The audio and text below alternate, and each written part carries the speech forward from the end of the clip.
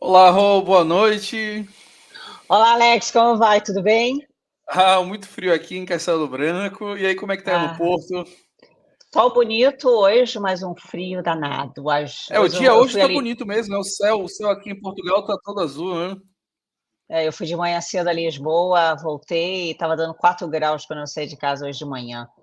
Mas vamos lá, Alex, a Maravilha. última quinta-feira de live do ano, né? Vamos terminar Rapaz, e aí a com gente vai encerrar chave com de chave de ouro. ouro. Exatamente. Estou muito empolgado hoje com Exatamente. a nossa live, né? Super Então feliz vamos aí. começar, né, Rô? Vamos começar, então tá. Pessoal, mais uma vez, boa noite, olá a todos. Meu nome é Rosane Marques, eu sou CEO e fundadora da IT Recruiter. Nós somos uma empresa de recrutamento e seleção aqui em Portugal e também no Brasil, sempre acompanhada aí do meu grande companheiro Alex Seles, fundador da RP1 Academy. Alex, e aí? Conta um pouco aí, Alex. Pois é, Rô, última live do ano. Estou muito empolgado, muito feliz, né? Ano que vem temos muitas novidades, muita coisa bacana a gente está vindo aí. Estamos reformulando o nosso podcast.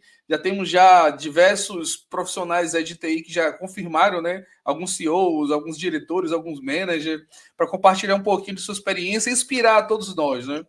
Isso que é importante. Exatamente. Então, chegou mais uma quinta-feira. Última quinta-feira do ano. Voltamos o ano que vem, como o Alex falou, trazendo aí novos profissionais de tecnologia, sempre para compartilhar valiosas experiências com a comunidade em nossos webinars de quinta-feira. E aí, o que temos hoje, Alex? Então, Rô, para quem é novo aqui e também para os que já são conhecidos também, em nosso webinar nós juntamos as mentes mais brilhantes. Então, convidamos assim profissionais para compartilhar suas experiências e visões para o futuro, né? E claro que sempre trazemos um pouquinho da experiência de profissionais que possam compartilhar, trazer insights, trazer ideias e mostrar para a comunidade o que, é que vem aí para o futuro, né? O que, é que se espera para o futuro. Exatamente. E hoje não é diferente, pelo contrário, hoje assim terminando com chave de ouro. Então, muito bem-vindo a todos. Hoje o tema, nós vamos falar sobre indústrias em transformação, tendências, tecnologias e inovação. Então, nós vamos mergulhar nas tendências que moldam diferentes setores industriais, analisando as tecnologias emergentes que estão impulsionando essa transformação, discutindo a inovação que está redefinindo o panorama industrial global. Então, para fechar com chave de ouro, esse ano de 2023, nós vamos trazer ao vivo o especialista, o grande mestre Carlos Eduardo Boechat. Conta um pouquinho para a Vamos, gente, traz o Boechat e conta um pouquinho para a gente dele, mas antes de Alex. trazer ele, vamos rugir os tambores. Então vamos lá, Bochá, seja bem-vindo, meu amigo. Obrigado, Alex. Obrigado, Rosane. Satisfação estar aqui com vocês, com todo o público. Nosso Alegria prazer. ter, alegria ter recebido aqui esse convite E bora lá, bora falar de transformação digital, indústria 4.0, tendências, tecnologia, inovação. Sempre um prazer muito Maravilha. grande. Eu vou apresentar um pouquinho o Bochá aqui e depois vou pedir ele para falar um pouquinho dele também aqui para a comunidade. Então, pessoal, a gente que agradece, tá, Bochá? O Bochá, pessoal, ele é um profissional experiente em consultoria e tecnologia, né? Principalmente da indústria 4.0. Ele atualmente lidera o go-to-market na indústria X, né? Indústria 10, né? Na América Latina, na Accenture. Ele é mestre em gestão organizacional contemporânea, professor também na Fundação Dom Cabral. Ele é palestrante, é redator para a revista Empreendedor, consultor, ele é mentor, ele é coach, ele é writer, ele é speaker, tem um monte de qualidades aí. E eu acompanho ele já tem um tempo, tá? Acompanho, na verdade, o Bochá desde o começo do ano. E por uma curiosidade, eu trabalhei com dois profissionais que trabalham contigo, que é o Vaz Que legal. o Cazé, tá? Por O coincidência. Vaz e o Cazé, que legal. São dois profissionais que eu São admiro grandes bastante. talentos. Depois que eu soube que trabalhou contigo, eu fiquei super feliz. Então, Bocha, fala um pouquinho de você aí para a comunidade TI, por favor.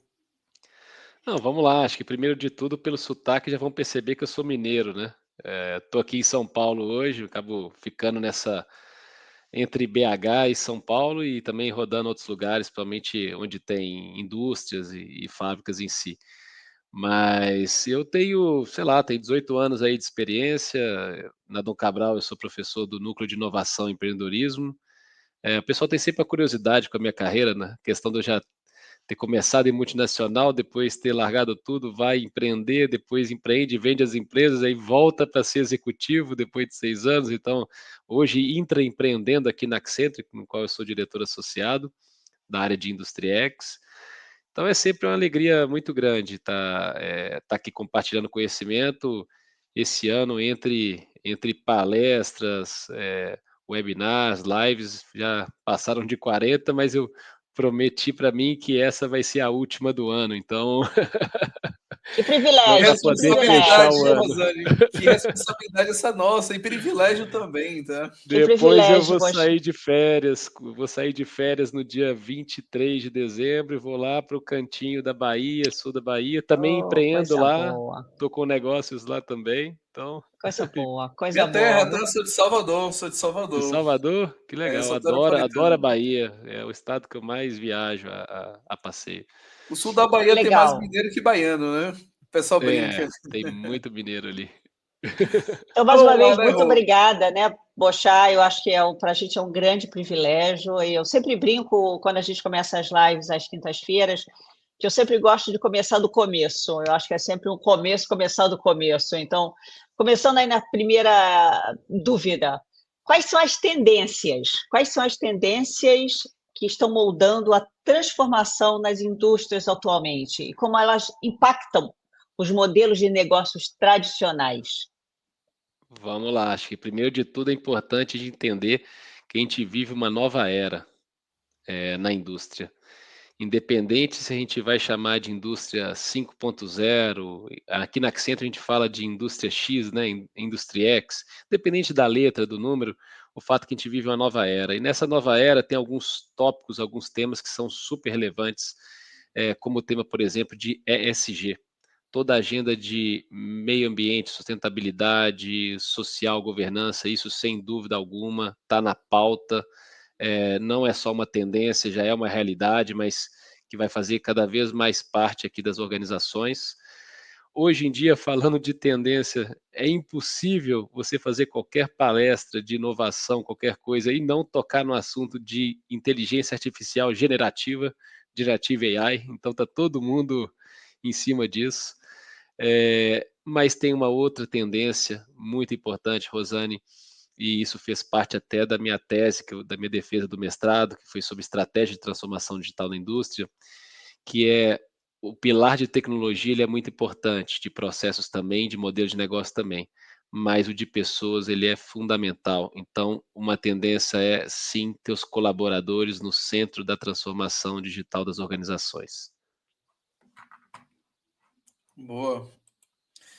É uma dúvida que eu sempre vejo aqui no LinkedIn as pessoas falando, né, sobre essa correlação entre a inteligência artificial e a otimização de processos, principalmente agora com a chegada do Gemini, né, do Google. Como é que pode contribuir a automação na indústria 4.0 para essa eficiência, né, para as empresas? Desde que veio a indústria 4.0 em 2011, que ela veio da Alemanha e depois isso foi percorrendo outros países, chegou aqui no Brasil. Algumas empresas avançaram um pouco mais na agenda, outras menos. O fato é que tem uma defasagem tecnológica muito grande no Brasil. A gente pega um estudo, por exemplo, da CNI, né? 14 dos 24 setores da indústria brasileira representam defasagem tecnológica. Isso representa 1/3 do nosso PIB. Olha o impacto que isso envolve. E dentro dessa questão, quando a gente vai rodar, vai visitar diversos setores, seja mineração, siderurgia, seja empresa de alimentos, bebidas, automotivo, farmacêutico, você ainda encontra essa defasagem tecnológica muito clara ali nas fábricas, nas plantas, nas minas. Então tem muita coisa que não é ainda nem da indústria 3.0, que diria da indústria 4.0. Você tem uma série de máquinas, equipamentos ainda como ilhas, muito papel ali no chão de fábrica. Você tem uma falta de confiabilidade das informações. Então, nos últimos anos, tiveram várias empresas se preocupando muito com uma agenda de conseguir coletar esses dados, conseguir conectar essas máquinas, esses equipamentos. E agora, o que a gente está vivendo, né, em vários casos? Uma era também que é da inteligência dos dados. Uma vez que eu tenho esses dados sendo coletados, e aí vem a inteligência artificial agregando valor nesse sentido, como que eu consigo empregar isso? Seja na otimização dos processos Fabris, seja pensando numa cadeia de supply chain, uma questão mais estendida, seja numa aplicabilidade, até mesmo numa manutenção preditiva, uma aplicabilidade em qualidade. Então, você tem uma infinidade de possibilidades com a inteligência artificial. E aqui a gente está falando que uma última pesquisa também que a gente pega, isso faz parte aqui das minhas palestras, que tem um dado interessante aqui da Accenture, que é só em 2023 a expectativa que se tinha de ganho para as empresas que usam e trabalham com inteligência artificial e machine learning são de 9 trilhões de dólares. É muita grana. É, é impressionante. A gente tem trazido, na semana passada, a gente teve o prazer de falar com o Claudenir Andrade, da Microsoft, para falar da inovação com IA e IoT. E umas semanas, acho que 2 ou 3 semanas antes, a gente falou com o TID sobre gestão humanizada. E é muito interessante vendo você falar nessas 2 primeiras respostas, como que você está conseguindo sintetizar um pouco do que a gente vem trazendo nas últimas, né, nas últimas semanas de informação. Então, é bem interessante. E aí você tocou no assunto, né, que faz parte aí da nossa conversa de hoje, que é a indústria 4.0. Então, a gente se escuta muito falar sobre a indústria 4.0.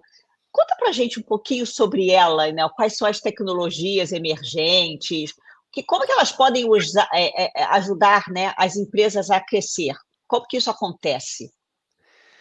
Vamos lá, comentei que a indústria 4.0 surgiu em 2011 e junto com ela vieram uma série de tecnologias, como por exemplo, além de IoT, que foi comentado, Internet das Coisas, além de inteligência artificial, analytics, machine learning, tem outras tecnologias como realidade aumentada, realidade virtual, questão do metaverso, né? Depois acabou tendo uma outra nomenclatura ao passar dos anos, mas tem a robótica colaborativa, tem a questão de Big Data, tem a parte de impressão 3D, né? Então você tem uma série de tecnologias que compõem ali esse arcabouço aí da indústria 4.0. Mas um ponto que eu gosto de chamar a atenção na indústria 4.0, obviamente que ela veio primeiro com foco muito grande na questão de competitividade das indústrias, era uma agenda praticamente de sobrevivência, quando a gente olha para isso. A dúvida não é se a empresa vai aderir ou não à transformação digital na indústria, a indústria 4.0, a dúvida é quando ela vai fazer isso. E aí eu tenho uma frase do Klaus Schwab, ele usou isso no Fórum Econômico Mundial, né? E essa frase é dele, que eu estou repetindo aqui. No final do dia, o que ele comentou é: e quanto mais tempo a empresa demorar a aderir, pior é para ela no cenário de competitividade. Então, quando a gente olha para isso, sem dúvida, tem que adotar de uma forma eficiente essas novas tecnologias, e aí vem uma grande preocupação dos executivos. A gente fez uma pesquisa aqui na Accenture com 200 executivos na América Latina, onde 64% deles apontaram uma grande preocupação em como adotar de uma forma eficiente essas novas tecnologias. E aí tiveram algumas armadilhas nos últimos anos que as empresas foram caindo. Uma delas foi justamente se encantar pela tecnologia e a tecnologia pela tecnologia. Então chegar lá e falar assim: aonde que eu vou colocar robô colaborativo? Onde que eu vou colocar IoT? E o caminho não é esse. O caminho, na verdade, é você entender quais são os desafios que você tem no negócio, quais são os problemas, os gargalos, como que isso está alinhado à estratégia da organização, e a partir daí sim, ver qual a combinação de tecnologia, trazer o pilar de processos, como é que a gente consegue trabalhar, porque você vai ter que revisitar os seus processos. Então, essa é uma armadilha que as empresas caíram. E uma outra que eu gosto de citar é não se atentar para uma questão de modelo operacional, cultura e mudanças. Toda transformação digital na indústria também é uma transformação cultural. Então, toda essa agenda de change management, de gestão de mudança, ela é fundamental para o sucesso da organização. Você pode ter os melhores hardwares, softwares e plataformas do mundo. Se você não tiver com o time engajado e capacitado, de nada vai adiantar. Você falou sobre o time engajado, capacitado. Eu queria saber em relação então à empregabilidade. No caso, por exemplo, das máquinas substituir ou gerar novos empregos. Então, quais são as tendências para a indústria 4.0? Na questão da empregabilidade, Sim. tá, aqui tem um ponto que é o seguinte, obviamente sempre fica aquela preocupação, poxa, você vai automatizar, vai robotizar, digitalizar, vai eliminar uma série de empregos, como é que fica? Então, sempre tem essa questão que é levantada, né? Mas também existem estudos no mercado também dizendo que não necessariamente você está eliminando um emprego, você na verdade se elimina de um lado, você cria de outro. Então, o que eu acredito muito é que a gente está passando por uma transformação. É o que eu disse, a gente está vivendo uma nova era, uma nova era da indústria, e essa nova era a gente não percebe quando você está vivendo aquilo, você não acaba não tendo essa noção muito clara, mas algumas funções, alguns empregos e atividades que existem agora não vão existir mais lá na frente. E é fato que também já surgiram novas funções que há um ano atrás, 2 anos atrás não existia. E agora, às vezes, falta também mão de obra naquilo.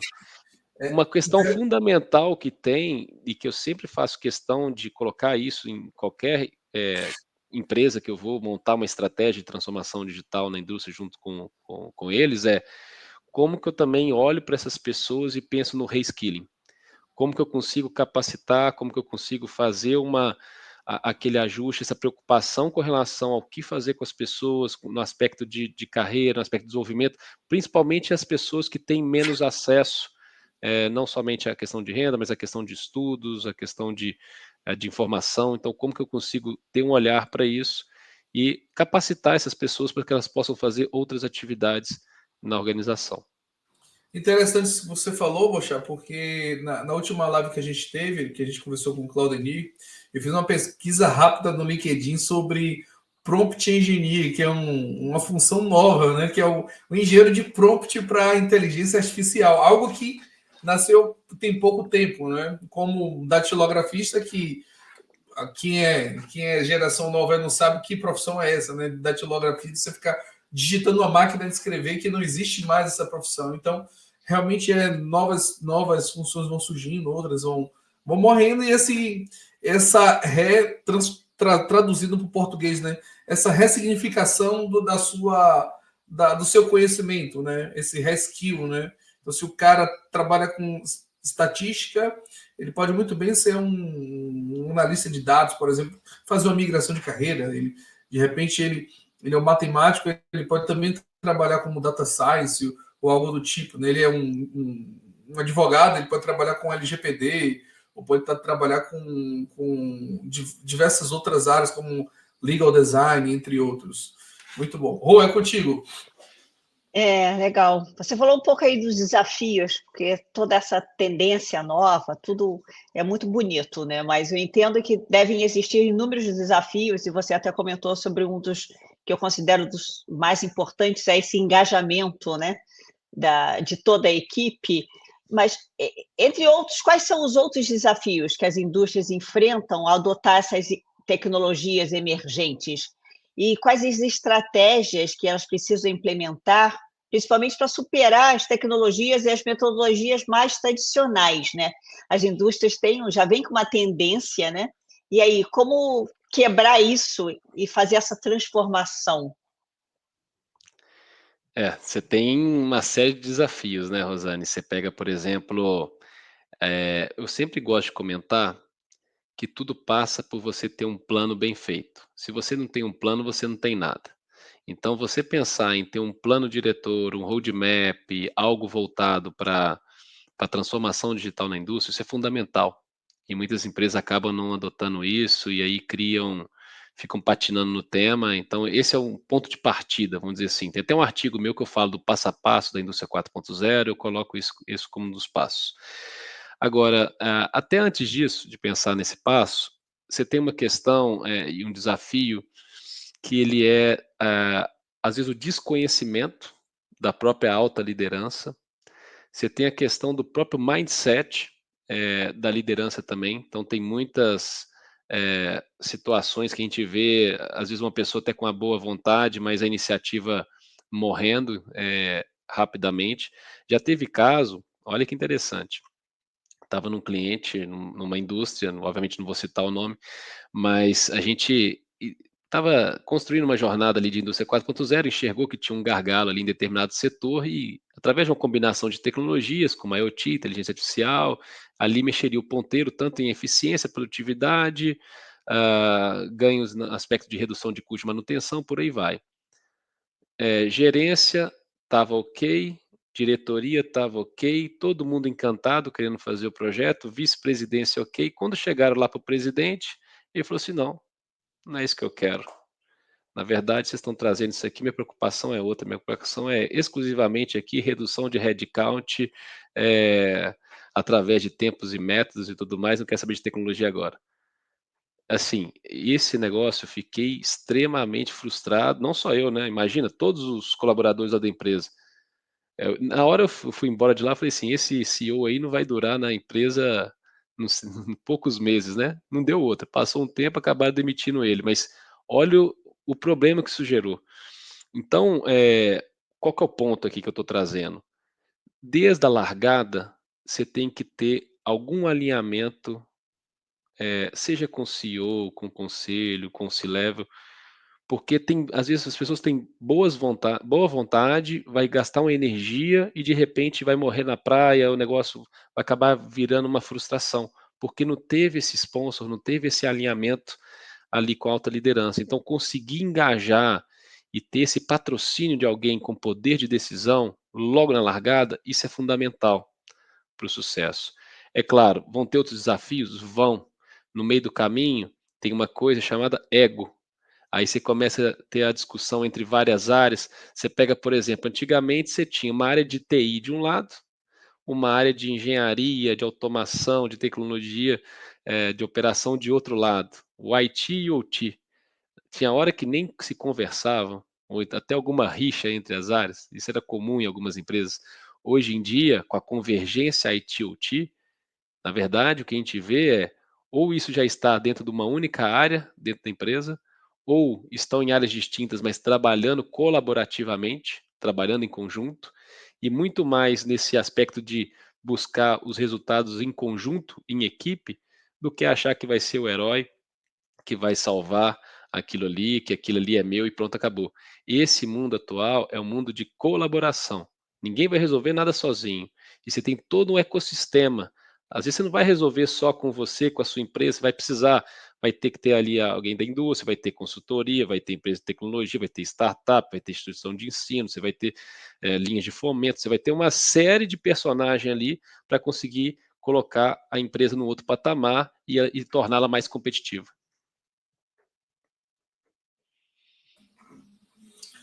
Boa. Eu estava pensando aqui, você acredita que a sustentabilidade ela se tornou uma prioridade na indústria 4.0? Se sim, como? E se não, como é que ela pode promover essas operações sustentáveis? Interessante. Com certeza, sim. Quando a gente fala hoje em você ter as fábricas digitais, na verdade, o que se fala são fábricas digitais e sustentáveis. Então, não basta mais ser somente digital, tem que ser digital e sustentável.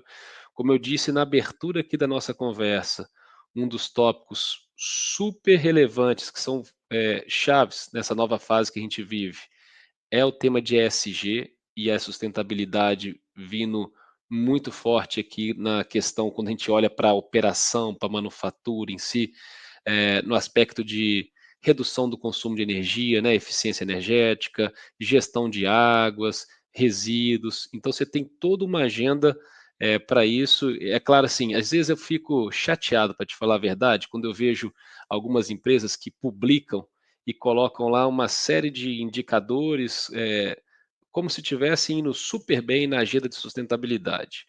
E aí, quando você vai lá para a cozinha, né, daquela empresa, que você vai na fábrica, vai ali na mina, vai onde for, você não vê nada no aspecto de sustentabilidade, de eficiência energética, gestão de água. Você fala assim, tá bom, talvez ali para fora da empresa, tá legal, mas quando você vai ali para dentro da empresa, não tem nada daquilo que está se vendendo. Então, pô, como é que a gente transforma isso?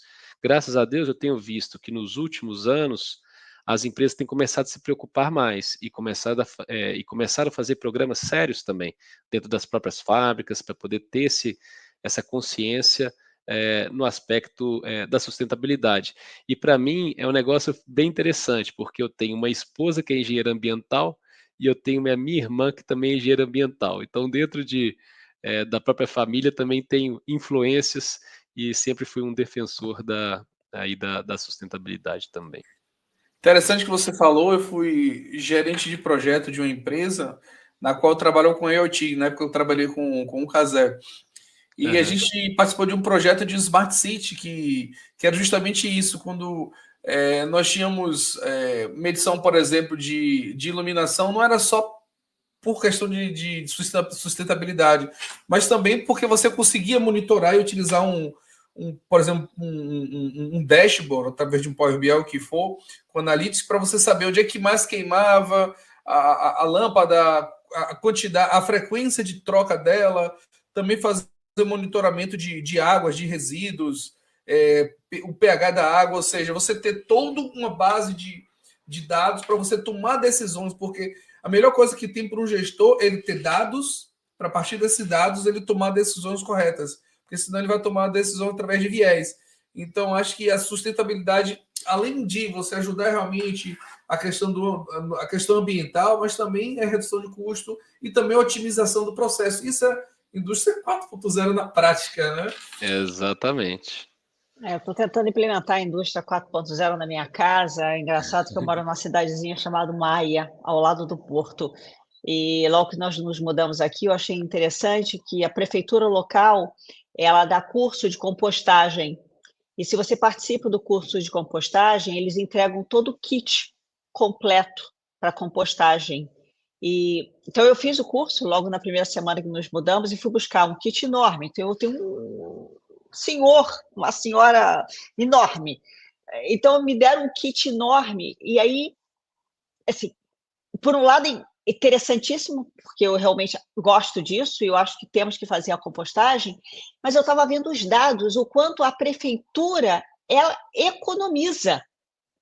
É uma quantidade em toneladas absurdas que ela deixa de coletar, porque eu e, obviamente, todo mundo mais que faz a compostagem, pegamos todo esse lixo, né, essa parte orgânica, e colocamos na composteira.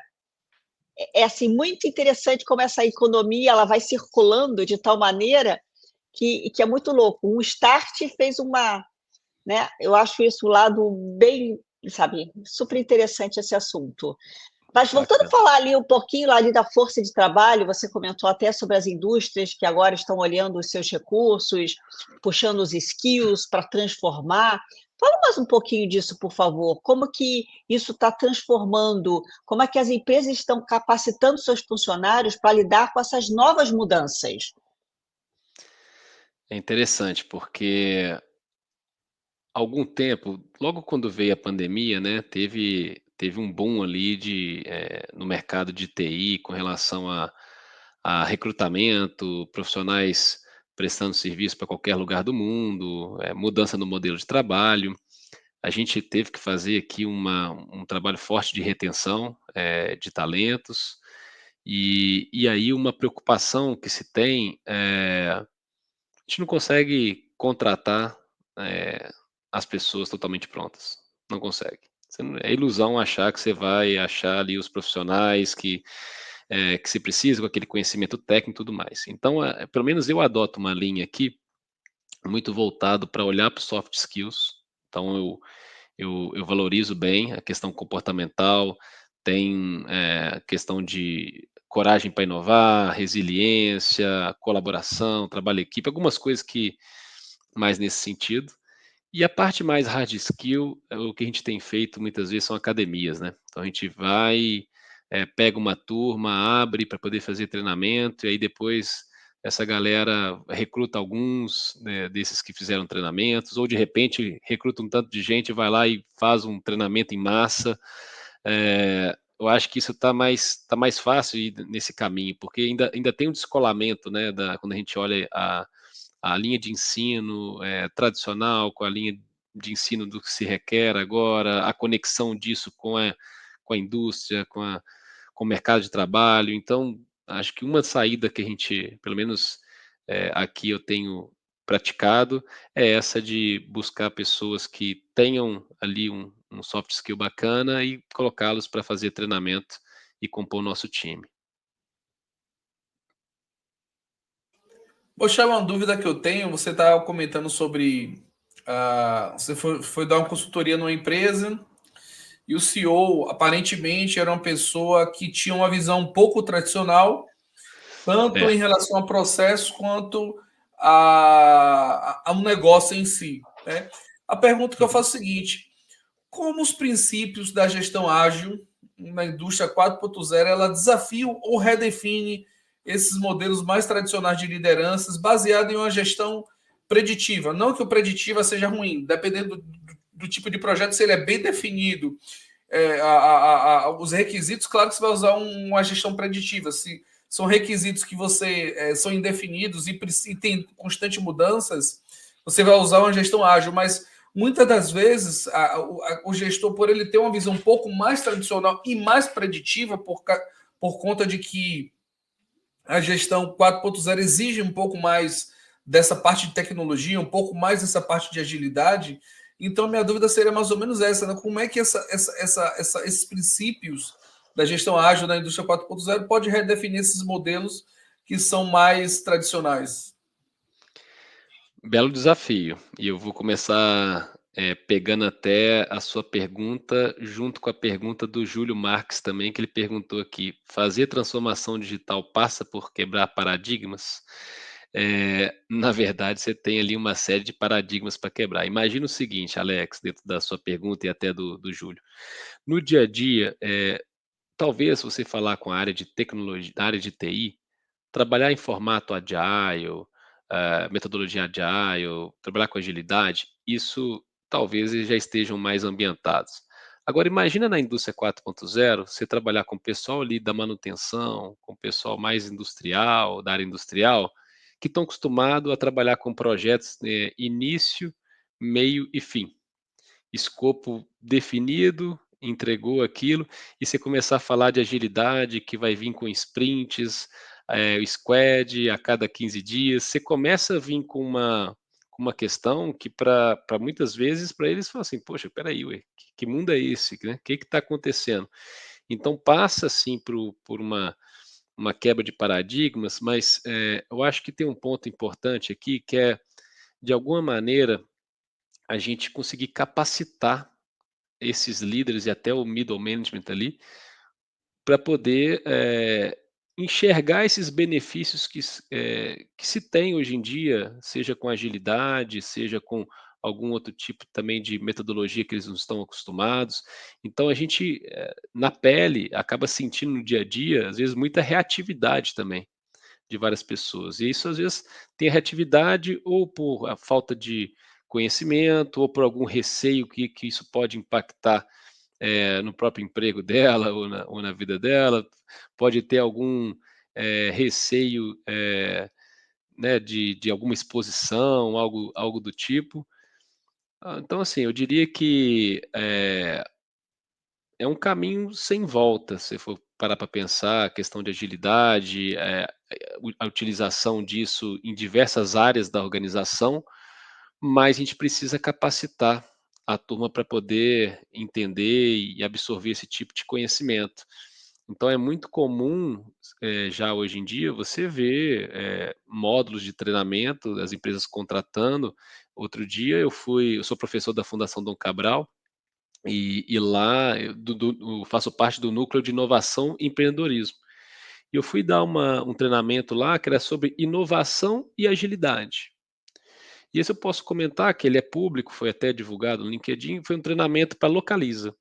Foram 2 dias com a Localiza, que a gente estava lá com a diretoria e vice-presidência. A Localiza, ela é referência em inovação, ela é referência em várias coisas. Mesmo assim, ela estava colocando o corpo dela de executivo para receber treinamento de agilidade e inovação. Então, ter isso, a empresa investir, né, na equipe, conseguir ter essa visão de tudo bem, não é porque a gente já está nesse patamar, não é o que nos trouxe até aqui que não vai nos levar adiante. Então, ter essa humildade de conseguir buscar essa capacitação constante, né? A gente fala hoje em dia muito do lifelong learning, né? Então, buscar essa capacitação, seja em cursos de longa duração ou de curta duração. Eu particularmente gosto de fazer uma mescla, né? Ao mesmo tempo que eu vou lá e faço mestrado, eu faço um curso ali de uma semana, de 2 semanas, faço um curso de conselheiro, por aí vai. Então, acho que isso passa muito por capacitar o time. Muito bom você falando aí, eu lembrei, me deu uma retrospectiva, né? Eu trabalhei 12 anos na indústria automotiva e eu estou há 8 anos em desenvolvimento de software. Então, eu tenho desde experiência lá preditiva, foi lá que eu conheci também, comecei a trabalhar com Kanban, comecei a trabalhar também com Six Sigma, aí no desenvolvimento de software que eu passei para essa parte Scrum, né? Então, eu comecei a lembrar que tinha realmente essa barreira, esse paradigma que tinha que ser quebrado com as pessoas que já trabalhavam bastante tempo, com manutenção, com operação, por exemplo. Para você trazer uma metodologia dessa é um pouco mais difícil, tem que realmente trabalhar o mindset, né? Quebrar paradigma é fundamental. Não, e é difícil chegar, por exemplo, você trabalhou na indústria automotiva, você vai conversar lá com o pessoal que nos últimos anos dedicou talvez a vida deles a trabalhar em metodologias, seja WCM, TPM, Lean Manufacturing. Então todo esse pilar que envolve processos, eles investiram, dedicaram tempo e conseguiram ter resultados, e você dizer que tudo bem, agora a gente está numa outra era, desapega com isso, continua fazendo, porque é importante, é uma coisa contínua, mas vem cá, tem tecnologias, tem outras coisas mais, e by the way, você vai ter que revisitar o seu processo. Então, essa virada de chave, seja de um VP de manufatura, um diretor industrial, não é trivial. E isso que você falou interessante, essa questão do lifelong learning, a RP1 Academy é uma empresa que a gente sempre compartilha cursos, mentorias gratuitas, alguns também pagos também. A gente tem treinado diversos profissionais. O último curso que a gente fez foi de UX. Treinamos 800 Legal. pessoas, várias pessoas foram aprovados em processos seletivos em multinacionais. Também já demos curso de Tech Recruiter. Então a gente sempre procura incentivar as pessoas a fazer cursos, a se atualizar. Eu mesmo, por exemplo, eu tirei recentemente o curso, a certificação de Product Owner, há 2 meses atrás de Scrum Master, ou seja, sempre estou compartilhando e incentivando as pessoas, vou fazer a certificação e vou buscar essa certificação, uma pontuação máxima. Então, eu cheguei a tirar 97,7% e compartilho o que é que eu fiz, qual foi a trilha que eu fiz, quais foram os caminhos, né? Sempre incentivando a comunidade, porque a gente é lifelong learning, a gente precisa o tempo todo estar se atualizando, o tempo todo a gente precisa. Gostei muito do que você falou, né? Então, faço mestrado, mas aproveito e faço um curso em paralelo. Eu acho que esse é o caminho mesmo para qualquer profissional que quer ter sucesso. Você sempre trabalha seu hard skill, seu soft skill, em paralelo, é importantíssimo. Vamos lá, Isso aí. Rô. Boixá, você falou aí um pouco de empreendedorismo, né? Essa coisa de startup é uma coisa que é sempre bem interessante, né? Eu sei muito bem o que é iniciar uma startup, né? Mulher, tecnologia, uma idosa startup, essa combinação toda eu conheço bem. Legal. E as startups, em geral, elas vêm com essa pegada nova, vamos dizer, novas tecnologias, elas já vêm ESG, só que tem que existir uma colaboração, né? Uma mistura entre uma indústria mais tradicional e essas startups inovadoras. Como que essa combinação ela consegue impulsionar a inovação para que as indústrias consigam uma rápida adoção das novas tecnologias ou surgimento de novos mercados? Como é que você vê essa mistura das indústrias mais tradicionais com essas novas startups que estão pipocando no mercado? Interessante, Rosane. Eu sou muito fã, né, do tema e já tive empresa, já tive startup, já vendi as empresas, já vendi startup. Sou conselheiro consultivo de grupo de investimento em startup, também sou conselheiro consultivo de startup, eh, avaliador de startups, por exemplo, pelo FIENG Lab. Recebo, sei lá, para não falar toda semana, mas semana sim, semana não, no mínimo tem algum pitch aqui para mim. E para o Fazer um pitch time. contigo depois, viu? Vamos embora, será um prazer. Mas o ponto é claro que assim, você tem um benefício muito grande quando você consegue unir diferentes tipos de empresas, né? A startup, a indústria, que eu comentei lá atrás. Esse é um jogo, é um play de ecossistema. E aí, dentro disso, quando a gente olha para a indústria em si, tem algumas questões acontecendo de programas de inovação, com relações com startups, vai lá, pega um espaço lá no Cubo do Itaú, aqui em São Paulo, pega um outro espaço, sei lá onde. Então tem alguns hubs, né, sendo trabalhados, alguns hubs seja voltado para algum setor. Então Mine Hub, por exemplo, BH, tem entre outros mais. Agora, o que eu tenho visto que está acontecendo e tem crescido nas organizações? Estava até vendo uma pesquisa da Gallup falando sobre isso, né? A quantidade, a busca por profissionais intraempreendedores. Pessoas que têm um perfil empreendedor para poder intraempreender, empreender dentro da empresa que ele for trabalhar. Inclusive, você pegar esse ano dos temas das palestras que eu dou, o que mais cresceu nesse ano foi a procura foi tema de intraempreendedorismo na indústria. Isso é um ponto interessante, me chamou a atenção. É claro que esse não é um tema novo, você falar de intraempreendedorismo, isso surgiu lá no final da década de 70 com o Pinchot, quando chegou em 1985, Steve Jobs usou isso numa reportagem dele, depois chegou num livro também do Pinchot, mas o fato é que nesses últimos anos nesses últimos tempos agora, que começou a vir isso mais em pauta. E qual que é a questão? Muitas vezes a gente procura alguma tese, algum tipo de dor que existe naquele mercado e que de repente ainda não foi resolvido ou foi resolvido parcialmente. Quando você identifica essa tese, e aí você tem, no caso do intraempreendedor, eu brinco que tem 3 tipos principais, né? Tem o advogado, que é a pessoa que briga pela empresa e vai fazer acontecer e tudo mais. Tem a pessoa criativa, que aí a pessoa às vezes teve a ideia, e tem o implementador, o executor, que vai chegar lá e vai fazer acontecer, independente se teve a ideia ou não. Quando você tem essa procura pela tese e consegue ter essa tese avançada dentro de uma tese dessa, você começa a pensar como que você vai sair do outro lado. Aí você fala assim, tá bom, mas como é que eu resolvo esse problema? Com que tipo de tecnologia? Qual que vai ser meu modelo de negócio? Eu já vou trabalhar no formato as a service, no produto ou na solução, como é que eu vou, que tipo de linha de fomento que faz sentido se trabalhar, será que eu vou ter que, dentro dessa organização que eu trabalho, eu vou ter que montar um novo business, vou ter que criar um CNPJ à parte, ou então como é que eu vou fazer essa inovação fluir, sem que a ideia morra ali e que consiga ir até o final.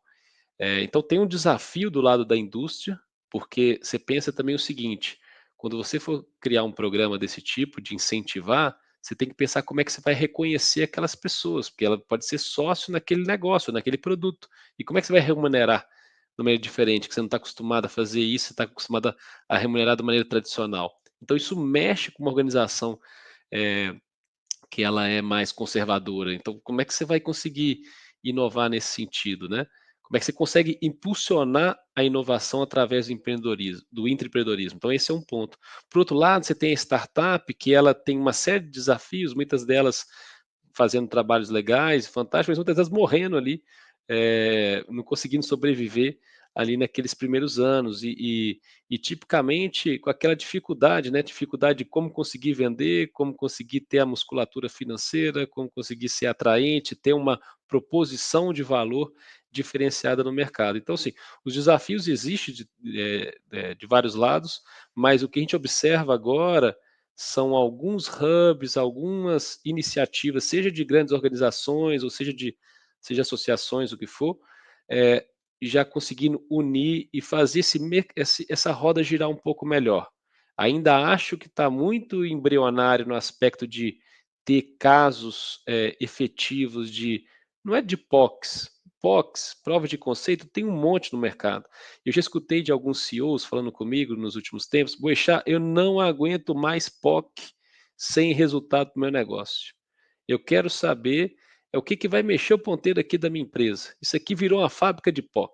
Eu escutei CEOs falando isso comigo. E aí, o ponto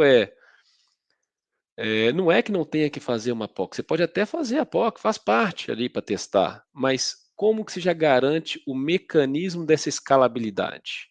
Essa escalabilidade que vai gerar o resultado de fato ali naquela empresa, seja de produtividade, eficiência, redução de custo, aumento da capacidade produtiva, segurança, qualidade, etc. E ao mesmo tempo, como que ela vai garantir também a própria escalabilidade da startup. Porque uma vez que você vai trabalhar uma prova de conceito, um piloto, como é que eu já deixo amarrado o modelo de negócio, estabelecendo aqueles critérios de sucesso, sejam técnicos e comerciais, para que se aquilo deu certo, então beleza, automaticamente vem para o rollout. Então acho que falta ainda um pouco disso. Existe uma questão de talvez um receio em alguns casos, né, falta um pouco de coragem ali para inovar e para transformar. Então, por isso que é importante também a gente conhecer as pessoas que estão na frente disso, qual que é o estilo social delas, a pessoa ela é driver, a pessoa ela é uma pessoa mais transformacional ou é mais analítica, qual tipo de perfil que você está tratando. Todos são importantes para a organização, mas se você quer fazer algo transformador, você tem que ter alguém ali do outro lado também um pouco com esse tipo de perfil, né? Eu estava pensando aqui, Osani, na verdade, essa live aqui com o Boché é uma consultoria, né? É uma consultoria gratuita aqui para todos, né? É uma consultoria e uma aula, né? Porque ele traz um pouquinho do estilo de professor aqui para gente, trazendo as referências e também trazendo a sua visão, né, como um consultor. Então, realmente, estou muito feliz com essa live. A gente já vai chegando aqui para o finalzinho dela e eu fazer a nossa última pergunta aqui para poder abrir as perguntas aqui para o público, tá? Se o público quiser já fazendo uma pergunta aqui no nosso bate-papo, tá? Poxa, a pergunta de US$ 1 milhão, né? Na Europa é 1 milhão de euros, né?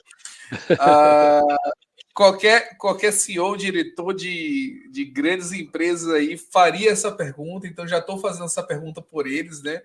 E eles vão ter essa resposta gratuitamente. Poxa, quais são as perspectivas futuras para a indústria em transformação? E como as empresas, no caso, os gestores, os CEOs ou os empreendedores, eles podem se preparar para as próximas ondas de inovação e mudanças disruptivas?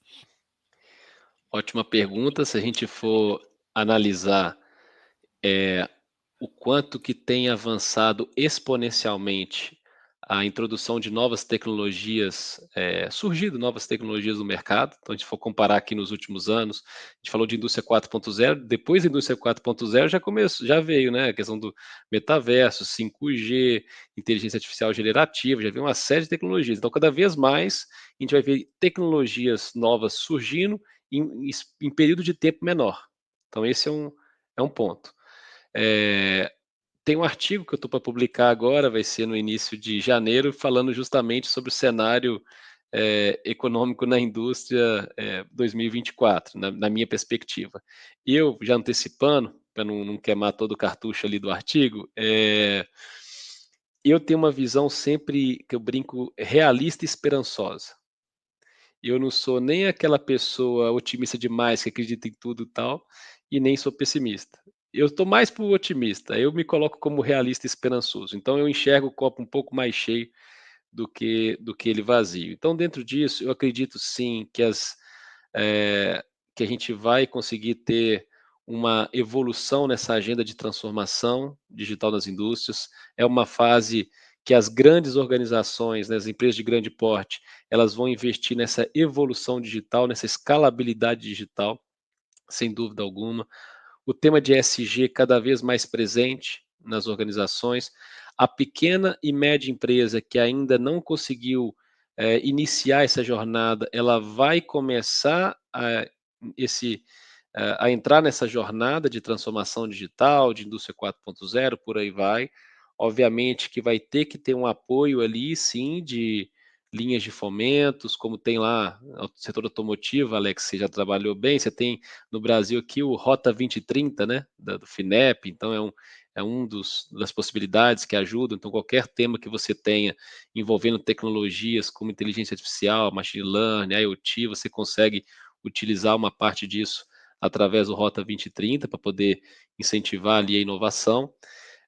Você tem um papel importante, né? Você pega do próprio Senai, você pega do Sebrae, para esse caso das pequenas e médias. Então, eu gosto sempre de citar as pequenas e médias, porque no meu dia a dia, até muito aqui pela Accenture, eu estou mais focado nas grandes empresas, mas quando a gente olha a- o Brasil como um todo, né, a gente tem ali uma série também de pequenas e médias indústrias para poder endereçar. Então, o que eu vejo, assim, é um cenário ainda, claro, você pode ter uma dificuldade ainda com relação a CAPEX, algumas restrições com relação a grandes investimentos, alguma restrição de OPEX, alguns setores sentindo um pouco mais do que outros.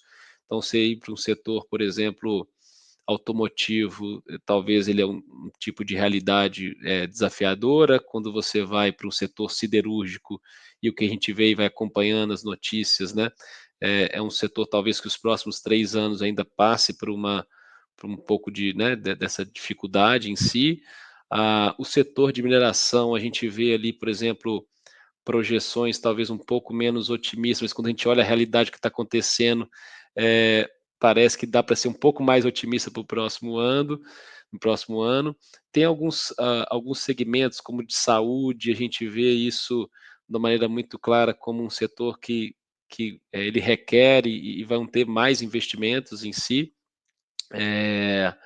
Você tem ali uma discussão muito forte com essa questão geopolítica que a gente vive, né? Então tem Ucrânia com Rússia, Israel, aí tem a questão, interrogação em cima da China, então como que os Estados Unidos prepara ali a questão do nearshoring, e o nearshoring ele pode ser aproveitado não é só pelo México, às vezes o pessoal acha que é só o México, e realmente tem muitas fábricas abrindo no México, muito investimento lá, mas a gente tem um potencial gigantesco para aproveitar o Brasil também para atender aqui as Américas, então olhar, por exemplo, para o Norte, para o Nordeste, como que ele também pode ser um nearshoring nesse sentido.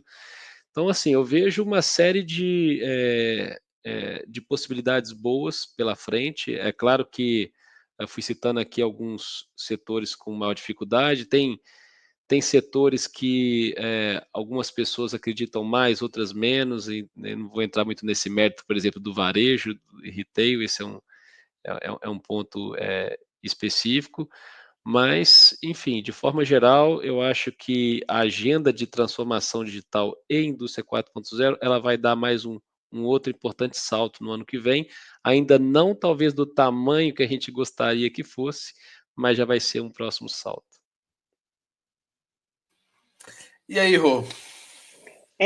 Bem interessante. Vamos abrir aí as perguntas. Eu tenho uma pergunta aqui do Júlio, falando sobre colocar o humano como centro da transformação, e isso com o lado da tecnologia, que sabemos que em muitos lugares estão tirando esses empregos, né? Como é que você junta tudo isso que elas possam andar juntas, né? Duas coisas completamente... Como que elas podem andar juntas? Isso vai caminhar junto. Então, por um lado, você tem esse ponto que eu comentei, que é dessa nova fase que a gente vive, pós-indústria 4.0, independente se é 5.0, indústria X, seja o que for, que é a gente cada vez mais ter os colaboradores, as pessoas no centro dessa transformação digital. Então, isso significa o quê? Significa estar com essas pessoas engajadas desde o primeiro momento, desde a montagem desse plano, é, ter as pessoas participando ali da lista de ideias, da parte de priorização, criando pilotos digitais, que são pessoas, né, de repente, que tem um chapéu, tem uma responsabilidade dentro da empresa, mas ele tem um second role, tem ali um segundo chapéu para a área mais de digital, para a área de indústria 4.0, como replicadores, né?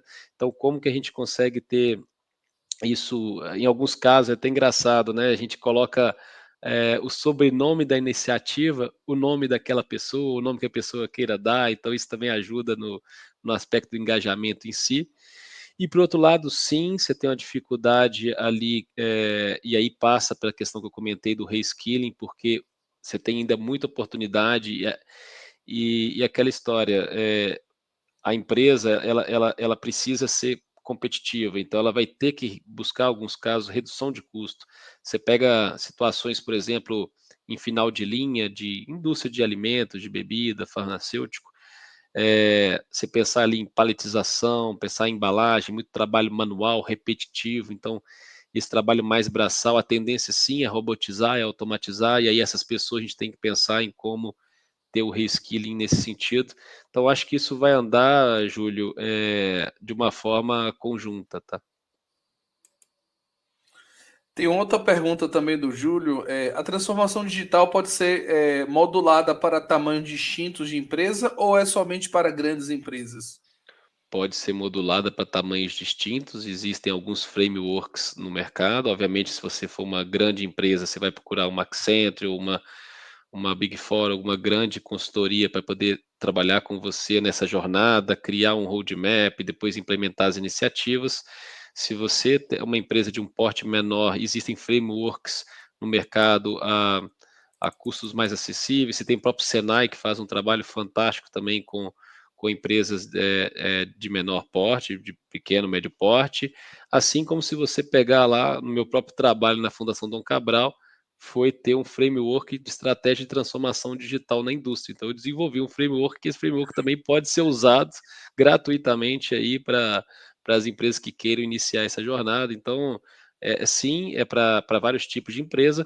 Quando passar essa fase do planejamento e for na execução de fato, a empresa, obviamente, de um porte menor, vai ter que buscar mais linhas de fomento, né? Então, vai ter que buscar talvez mais alternativas, ser ainda mais seletivo para conseguir preservar o investimento. Então, é sempre aquele desafio de como fazer o investimento da melhor maneira possível.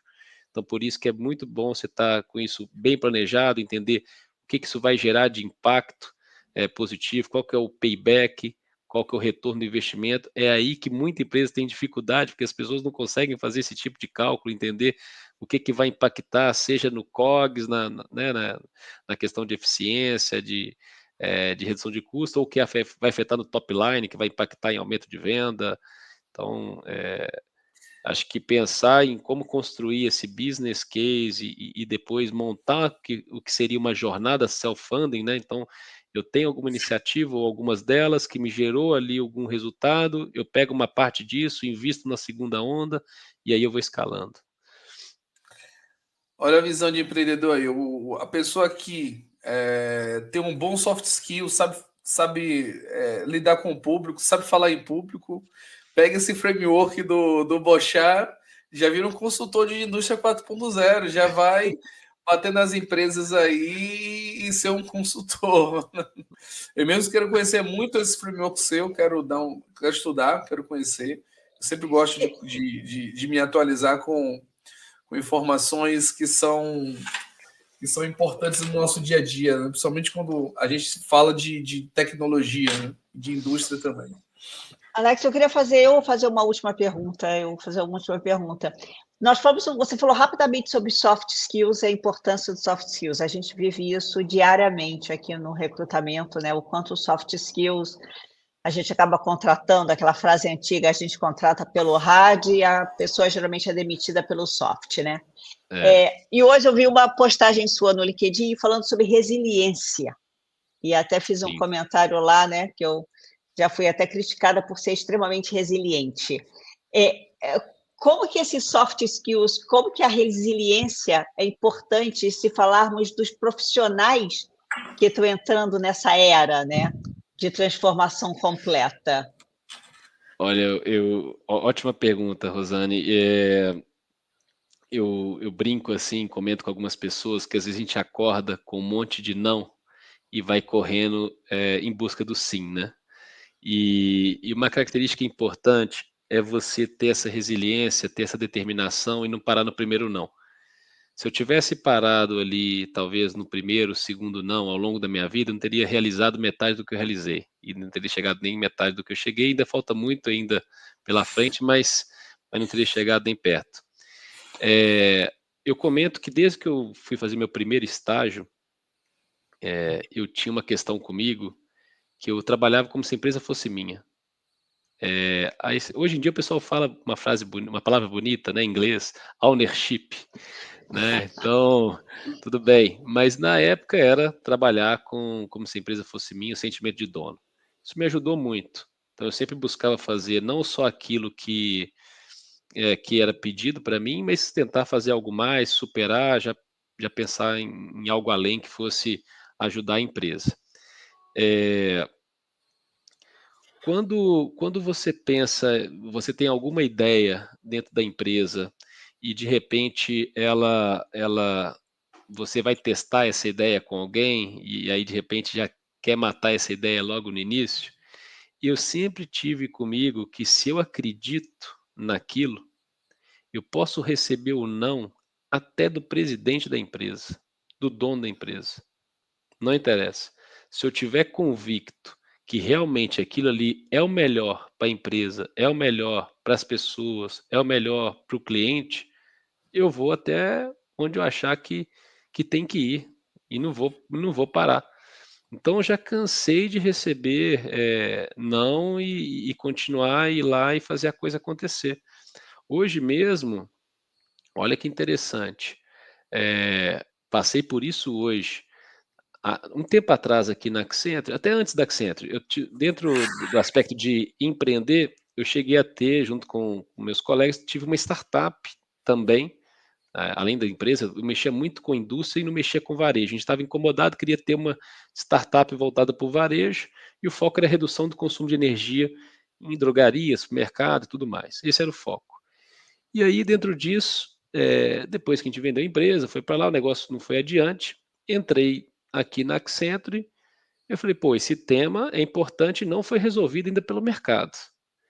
Aí tudo bem. Aí passou um tempo, teve uma oportunidade numa drogaria aqui, a gente foi com o tema, aí criamos, aí aprimoramos, né? Não pegou só a ideia inicial, aí vimos tudo que tinha ao redor do mundo, o que cada startup já tinha feito, empresa, o que tinha na Accenture, agregamos tecnologia, modelo de negócio, fez um negócio bacana, falamos, vamos embora, vamos lá. Chegamos lá, estava indo tudo beleza, tudo certo, de repente muda o C-Level. O C-Level pede demissão e entra outra pessoa. O negócio volta para estaca zero. E aí, dentro disso, e esse é um desafio, né? Essa rotatividade que acontece, muitas vezes tem muitos projetos que não vão adiante, muito em função de rotatividade. Aí volta para estaca zero. E aí a pessoa que entra quer dar a cara dela, quer entender como é que é, até seguir em frente ou não. E eu peguei essa tese, e aí a Accenture teve um programa aqui na época chamado Insight to Go, que era um programa de empreendedorismo, cadastrar a sua ideia, eu fui lá e cadastrei essa ideia. E aí, quando eu cadastrei essa ideia, eles falaram assim, olha, os 3 primeiros lugares, a gente vai fazer um piloto, vai implementar, vai botar dinheiro. Falei, tudo bem. Aí, resumo da história, tinham 13 ideias cadastradas, eu fiquei em sexto, não fiquei entre os 3. Aí falaram assim, pô, Boixá, você é empreendedor pra caramba, aí tem mais ideia, você só pôs uma? Eu falei, não, pus uma pra testar, eu quero saber o que eu vou ganhar com isso também e tudo mais. Aí falou assim, tá bom, mas você acabou não ficando entre os 3 porque você não comentou qual que era o hardware, qual que era o modelo de negócio. Eu falei, não, eu tenho o modelo de negócio, eu tenho pronto, eu só não compartilhei, tenho o hardware, tenho tudo que você está me perguntando, eu tenho. Pô, então se você tivesse colocado isso, você teria ficado entre os 3, mas agora já era, tal. Eu falei, tudo bem. Peguei o e-mail, na época o Framil era presidente aqui, mandei o e-mail para o presidente. Pessoal, você está ficando louco? Você mandou e-mail para o presidente? Eu mandei e-mail para o presidente. Peguei lá e escrevi, ó, Framil, eu tenho a ideia assim, assim, assado, ficou em sexto lugar, mas eu estou disposto a fazer alguma coisa diferente aqui. Topo eu mesmo colocar grana aqui nessa ideia, e se isso for adiante aqui, a gente combina um fator, alguma coisa, para você sócio do negócio. Aí os caras, que é isso? Que você está fazendo, cara? Você está mandando um e-mail para o presidente falando que você vai colocar dinheiro seu e vai virar sócio do negócio? Eu falei, cara, não, eu já tenho. Aí, resumo da história, óbvio que ele não aceitou a minha proposição, mas ele chegou já no dia seguinte e falou assim, com o pessoal aqui que liderava a área de inovação, falou assim, ó, conversa com o Boechat, vamos pegar essa ideia, vamos testar aqui com um cliente tal, banco tal, e aí, resumo da história depois de muito tempo, hoje tivemos aqui a sinalização de fechar com o cliente já o primeiro piloto. Então, assim, se eu tivesse desistido lá atrás, teria morrido o assunto. E eu tive a coragem de fazer algo não trivial, mas porque eu estava convicto que aquilo era bom, era muito bom para a empresa, em termos de geração de negócio, de caixa, de margem e tudo mais. Aquilo era bom para o mercado, que se resolve uma dor do mercado, endereça a tecnologia, transforma até a maneira, você tem a questão de sustentabilidade envolvida também muito forte, e isso era bom para o cliente, porque você também transforma aquela empresa e consegue ajudá-la no aspecto de ser mais eficiente, mais competitiva e sustentável. Isso é muito inspirador, né? Eu lembrei algumas consultorias, também sou consultor, algumas consultorias que eu dei para algumas empresas, e todas as empresas que eu dei consultoria, eu sempre me coloco como sócio da empresa. Eu nunca chego como se fosse um vendedor ou como se fosse um consultor. Eu sempre realmente me porto como um sócio, até porque o sucesso da empresa significa o sucesso do meu trabalho, né? Então, e sem falar que uma empresa sempre vai indicando a sua consultoria para outras empresas e termina sendo um portfólio. Rô, chegamos ao fim da nossa live, a última live também do ano. A última. A última live. Queria agradecer aí o Carlos Eduardo Boechat, né? Agradecer imensamente aí pela presença, por aceitar o nosso convite, né? Por vir aqui nessa quinta-feira, né? A agenda dele é super lotada, ele conseguiu, na verdade, ele conseguiu encaixar essa agenda conosco aqui, né?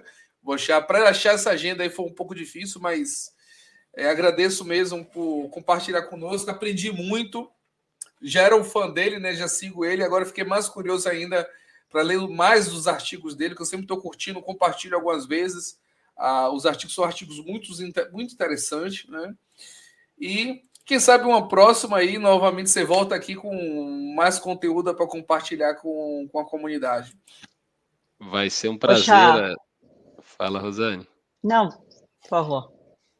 Não, eu só ia, na verdade, agradecer tanto a Alex quanto a Rosane, vocês pelo convite. Satisfação estar aqui, com todos também que estão aqui nos assistindo, nos ouvindo. O que eu puder ajudar, de alguma maneira, a impactar positivamente a vida das pessoas e ajudar as indústrias a se transformar e inovar, podem contar comigo. Foi um grande prazer, né? Não conhecia, né? Já passei por alguns, já trabalhamos em trajetórias, provavelmente, né? Tive anos ali de Oracle, certamente em algum momento a gente deve ter se cruzado em clientes em São Paulo, com certeza. Já Mas tive foi no Oracle Open World, dando palestra lá. Tive algumas vezes lá. Então, foi um grande prazer, muitíssimo obrigada. Uma coisa que eu sempre gosto muito de dizer, apesar de sermos uma empresa pequena, uma startup, a gente gosta muito de dividir informação, de dividir educação. Eu acho que só informando, só compartilhando informação, a gente consegue dar essa contribuição positiva ao mercado. Isso a gente gosta de fazer muito, e esses webinars que temos todas as quintas-feiras, além dos cursos gratuitos, eles vêm sempre para ter esse impacto positivo na comunidade. Eu acho que só a educação transforma o mundo, só a educação transforma o Brasil, e a gente faz a nossa parte, trazendo as informações. Poxa, muito obrigada, tá? Aproveitando aqui para desejar a todos um Feliz Natal, um Feliz Ano Novo. Vamos aí renovar as nossas energias. Boas férias para você. E em 2024, Obrigado. com certeza, faremos um novo convite para uma nova conversa. Obrigado, parabéns aí pelo trabalho de vocês. Com relação a conteúdo gratuito também, quem quiser, tem mais de 20 artigos publicados ali no LinkedIn, no meu LinkedIn, tem canal do YouTube, tem o meu site também, carloseduardoboechat.com. Então, tem conteúdo quase todos os dias ali, tem frequentemente, todos eles gratuitos. Ok, várias pessoas dando os parabéns pela live. Super obrigada, Boechat. Boa noite a todos. Vamos lá, Alex, faz aí a sua... Valeu, pessoal. Finalmente. A gente se encontra agora, só ano que vem. Feliz Natal para vocês, feliz Ano Novo e até a próxima. Até mais, Boechat. Tchau, Rô. Grande abraço. Obrigada. Tchau, tchau.